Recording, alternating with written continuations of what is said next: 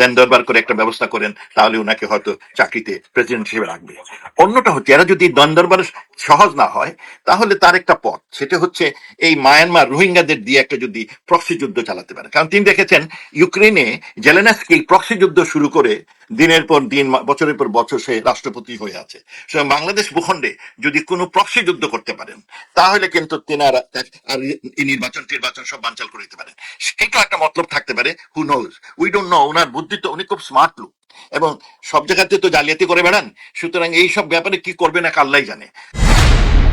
12ই ফেব্রুয়ারি বাংলাদেশের জাতীয় নির্বাচন, আওয়ামী লীগকে নিষেধাজ্ঞার মধ্যে রেখে আওয়ামী লীগকে বাদ দিয়ে এই নির্বাচন নিয়ে এরই মধ্যে বিশ্বের বিভিন্ন দেশের রাজনীতিবিদেরা উদ্বেগ প্রকাশ করেছেন। কানাডা, যুক্তরাজ্যের পার্লামেন্টে এ নিয়ে উদ্বেগ প্রকাশ করা হয়েছে। মার্কিন যুক্তরাষ্ট্রের বিভিন্ন কর্তা ব্যক্তিদের সঙ্গে আওয়ামী লীগের নেতৃবৃন্দের যোগাযোগ হচ্ছে। ওয়াশিংটনে, ঢাকায়, নয়াদিল্লিতে এমন খবর গত কয়েক মাস ধরেই বেশ জোরের সঙ্গে চাউর হয়েছে।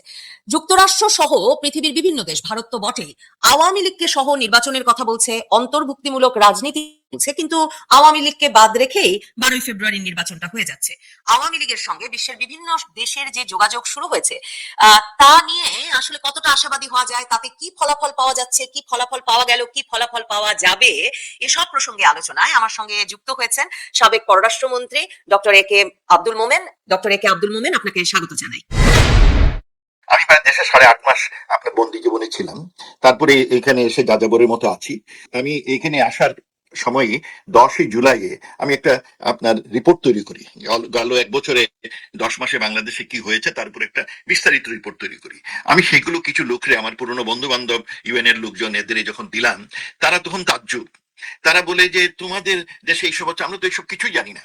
আর তুমি যে বয়ানটা দিয়েছো সম্পূর্ণ উল্টো। কারণ তোমাদের এই প্রফেসর ইউনূস, তোমাদের হিরো, তোমাদের ব্যাংকার টু দ্য পুয়ার, এত ভালো লোক, তোমরাই বলো সারা জীবন যে ভালো, আর তুমি এখন বলছো যে ওনার অপশাসন, ওনার বিচারের নামে প্রহসন, এইগুলো তো তারা সহজে প্রথম থেকে মানতেই পারে নাই।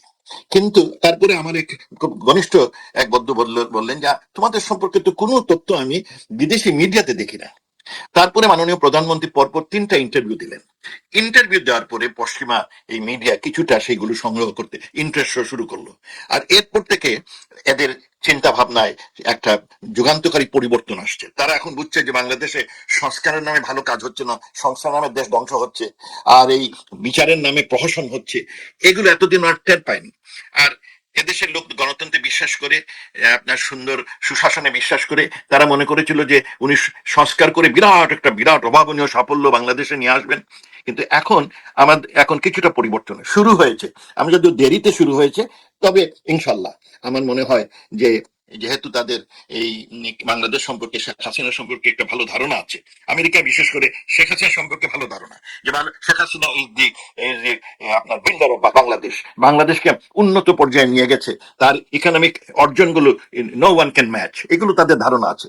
ইউনূস সাহেবের এই বয়ান প্রথম দিকে ওরা বিশ্বাস করেছে, এখন কিন্তু সন্দেহ শুরু হয়েছে। যুক্তরাষ্ট্রের সঙ্গে আওয়ামী লীগের সম্পর্কটা ট্রাম্প প্রশাসনের এই আমলে বেশ উষ্ণ হয়ে উঠেছে। এই খবরটা গত কয়েক মাস ধরে চাউর হয়েছে। মানে বাংলাদেশের নতুন রাষ্ট্রদূত গেছেন ব্রেন ক্রিস্টেনসেন, তিনি গিয়ে তারেক রহমানের সঙ্গে সাক্ষাতের পরে ফেসবুক স্ট্যাটাসে বলেছেন, গণমাধ্যম কর্মীদের সঙ্গে বলেছেন যে যুক্তরাষ্ট্র সকল রাজনৈতিক দলের সঙ্গে যোগাযোগ রাখে, যারা ক্ষমতায় আছে তাদের সঙ্গেও, যারা নাই তাদের সঙ্গেও।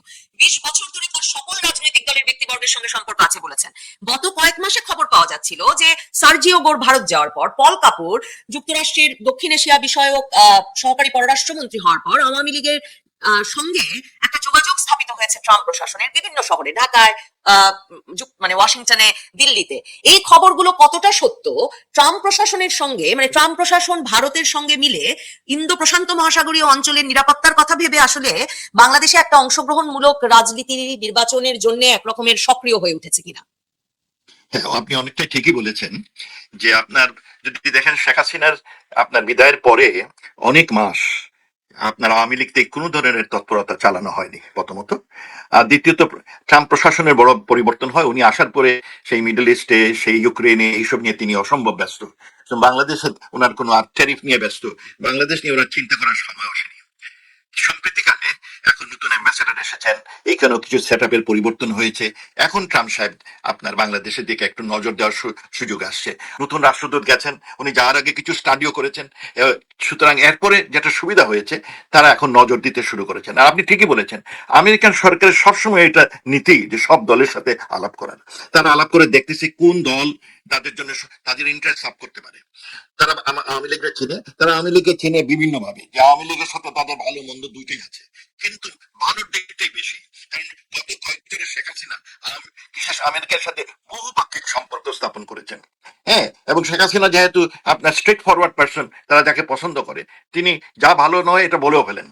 তারা সম্প্রতিকালে ইভ্যালুয়েট করেছে বিএনপি কে, যে বিএনপি মূলত চায়নাপন্থী। তাদের নেতারাও ইয়াং এজে চাইনিজ মনোভাবাপন্ন ছিলেন, প্রো চাইনিজ কমিউনিস্ট ছিলেন যারা।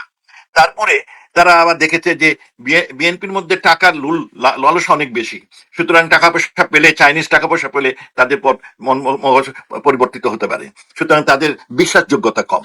আর তারা জামাতকেও দেখেছে, জামাতের সাথে তাদের নীতিগত এত পার্থক্য, সেই পার্থক্যটা মেটানো যায় কিনা এবং তাদের যে কাজ উদ্ধার হয় কিনা। আমার মনে হয় এইসব আলোচনা বিবেচনা করে তারা শেষ পর্যন্ত বুঝতে পারছে যে না, আমরা বাংলাদেশে বহুদলীয় গণতন্ত্র হলে পরে স্থিতিশীলতা থাকবে। আর তাদের মূল উদ্দেশ্য হচ্ছে চায়নাকে কন্টেন করা। তারা মনে করে যেহেতু আওয়ামী লীগের সাথে ভারতের বড় সম্পর্ক, সুতরাং এই আওয়ামী লীগ কখনো চায়নার সাথে ততদূর ঘনিষ্ঠতা, এই অস্ত্র টস্ত্র অত কিনবে না। আওয়ামী লীগ যেগুলো কিনেছে সেগুলো আগের সরকারের, খালেদা সরকারের নিয়ম অনুযায়ী। তবে আওয়ামী লীগ অস্ত্র কেনার ক্ষেত্রে বহুপাক্ষিক দেশ, টার্কির থেকে এনেছে, ইউকে থেকে এনেছে, ইউরোপ থেকে এনেছে। সুতরাং এখন মনে হয় এইখানে একটা আপনার মন মানসিকতার পরিবর্তন হচ্ছে, এবং আমরা আশা করি যে আগে আমরা যখন প্রথম এই আমাদের কথা বলতে ওরা বিশ্বাস করতো না, এখন বিশ্বাসযোগ্যতা বেড়েছে। এবং আমেরিকা সবসময় চায় গণতন্ত্র হবে inclusive. In principle they believe in it. এখন আমাদের দায়িত্ব হবে তাদের বুঝাতে হবে যে আওয়ামী লীগ সবচেয়ে বড় দল, এবং এটাকে বাদ দিলে বাংলাদেশের স্থিতিশীলতা আসবে না, অর্থনীতিটা তলানিতে চলে যাবে। অর্থনৈতিক আপনার রিকভারির জন্য এবং দেশের স্থিতিশীলতা আনার জন্য এবং এশিয়া স্পেসিফিক রিজিয়নেও স্থিতিশীলতা আনার জন্য আওয়ামী লীগের সবচেয়ে বড় আপনার বিশ্বাসযোগ্য দল। এইটা আমাদের এখন অনেক দায়িত্ব আমাদের তাদের এটা বোঝাতে, এবং তারাও বুঝতে শুরু করেছে। So it's a good sign now. আমরা খুব হোপফুল। চীনের অস্ত্র কেনার কথা বলছেন, মানে আমেরিকার বিশ্বস্ত বন্ধু ইউনুস সাহেব, উনি চীন থেকে এত মানে সামরিক সরঞ্জামাদি কিনছেন, ড্রোন কারখানা গড়ে তুলছেন, এমনকি মার্কিন রাষ্ট্রদূত বেন ক্রিস্টেনসেন চীনের সঙ্গে সম্পর্ক ঝুঁকি বাড়াবে একথা দেশে গিয়ে বলবার পরেও নতুন করে আবারও চুক্তি হলো চীনের সঙ্গে। মানে ইউনুস এত চীনমুখী হয়ে পড়েছেন কেন? দেখেন, এই ইউনুস সাহেবের বন্ধু হচ্ছে গিয়ে আমেরিকা বন্ধু বললে ঠিক হবে না, বন্ধু বলতে হবে যে ক্লিন্টন, ওবামা আর বাইডেন সাহেব ওনার বন্ধু, ওই ক্লিন্টন পরিবারের জন্য বন্ধু, আর ওই ডিপ স্টেটের জন্যই তিনি বন্ধু। তো ডিপ স্টেট তো সব জায়গাতেই অকর্ম কাজে ব্যস্ত থাকে, নট নেসেসারি দেশের ইউএস গভর্নমেন্ট। ইউএস গভর্নমেন্ট এটা একটা বড় ধরনের এনজিও, পয়সাওয়ালা সেই জর্জ সরোজ সাহেবের প্রতিষ্ঠান।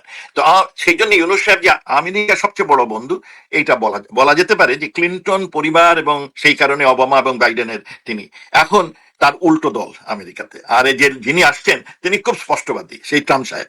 আর ট্রাম্প সাহেব সম্পর্কে ইউনুসের ধারণা অত্যন্ত পুয়ার, এবং তিনি সেই সম্পর্কে প্রকাশ্যে বলেছেন যে Trump is a disaster.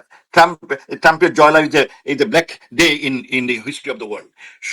Trump সাহেব সহজে জিনিস ভুলে না। দেখেন, আমেরিকা কিন্তু ওনাকে ভালো ভালো কথা বলেছে ইউনুস সাহেবকে, কিন্তু এক পয়সার জিনিস দেয়নি, একটা বিনিয়োগ করেনি। সেই কারণে তিনি চায়নার দিকে ঝুঁকে পড়েছেন। তিনি দেখছেন দেশটা তার চলছে না, আর যেহেতু চলছে না, চায়নার সাথে উনি আরেকটি কারণে, যে চায়না ইন্ডিয়ার শত্রু, সুতরাং চায়নাকে হাতে নিলে তিনি ইন্ডিয়ার থেকে যেগুলো পাইতেন সেগুলো চায়নার থেকে সংগ্রহ করে ফেলবেন। হয়তো ওই ধরনের তিনার মন মানসিকতা। আর ইন্ডিয়াকে জব্দ করার জন্য চায়নার সাথে উনি একটা বড় সম্পর্ক করতে চান, এবং অনেকগুলো প্রজেক্ট তাদের হাতে দিতে চান, এয়ারপোর্ট তৈরি করতে চান যাতে ইন্ডিয়ার চিকেন নেক দখল করতে পারেন। তবে in the long run he would be a failure, already failure.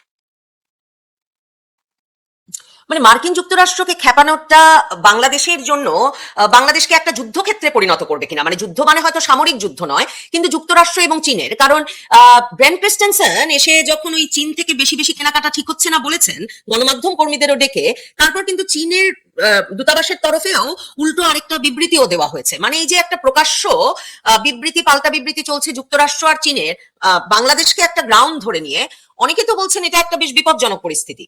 আপনার দেখেন, ইউনুস সাহেব আপনার খুব লোভী লোক, খুব স্বার্থপর লোক। এক এমডির চাকরি রাখার জন্য দুনিয়া তুলপাড় করেছেন, আর প্রধান উপদেষ্টার এই চাকরি উনি রাখার জন্য কি না করতে পারেন কে আল্লাহ জানে। এখন এই চাকরিটা রাখতে গেলে একটি পথ হচ্ছে গিয়ে যদি বিএনপি জামাতের সাথে সমঝোতা করে একটা দেন দরবার করে একটা ব্যবস্থা করেন, তাহলে ওনাকে হয়তো চাকরিতে প্রেসিডেন্ট হিসেবে রাখবে। অন্যটা হচ্ছে এরা যদি দেন দরবার সহজ না হয়, তাহলে তার একটা পথ, সেটা হচ্ছে এই মায়ানমার রোহিঙ্গাদের দিয়ে একটা যদি প্রক্সি যুদ্ধ চালাতে পারে। কারণ তিনি দেখেছেন ইউক্রেনে জেলেনস্কি প্রক্সি যুদ্ধ শুরু করে দিনের পর দিন বছরের পর বছর সে রাষ্ট্রপতি হয়ে আছে।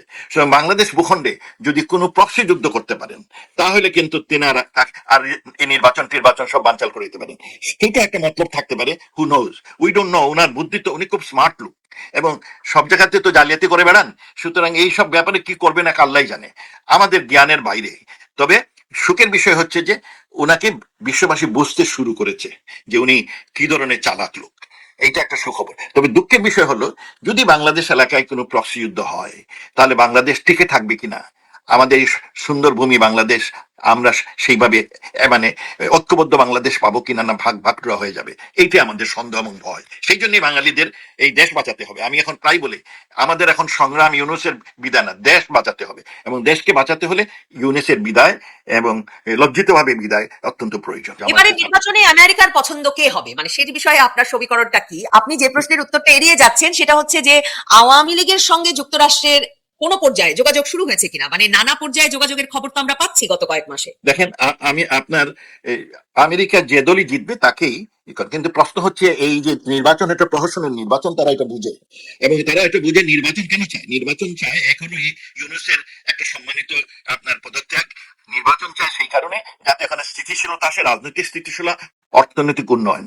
এই নির্বাচনে কোনটাই হবে না। সুতরাং এই ক্ষেত্রে আমেরিকা হয়তো দ্বিতীয়বার চিন্তা করবে।